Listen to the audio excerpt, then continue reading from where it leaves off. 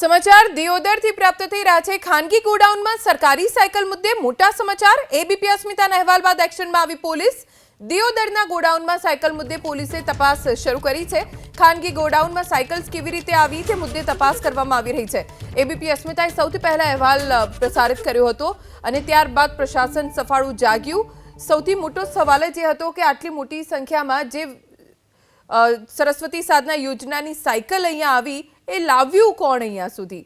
આ સાયકલ્સ વિદ્યાર્થીનીઓના ઘરમાં હોવી જોઈએ પણ એની જગ્યાએ ગોડાઉનમાં મૂકવામાં આવી અને હવે તેને રંગરોગાન કરવામાં આવી રહ્યું છે।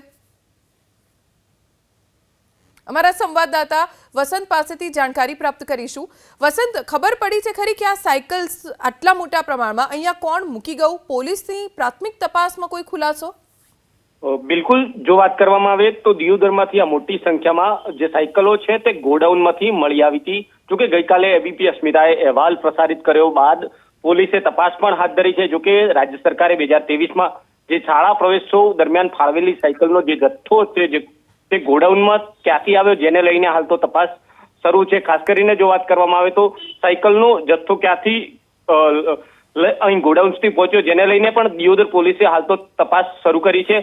પોલીસ સ્થળ ઉપર પહોંચી સમગ્ર મામલે હાલ તપાસ હાથ ધરવામાં આવી છે। જોકે આ ગોડાઉનમાં રંગરોગાન કરવામાં આવી રહ્યું હતું સાયકલનું, જેને લઈને સમગ્ર મામલે હાલ પોલીસે તપાસ હાથ ધરી છે। વસંત, આભાર જાણકારી આપવા માટે।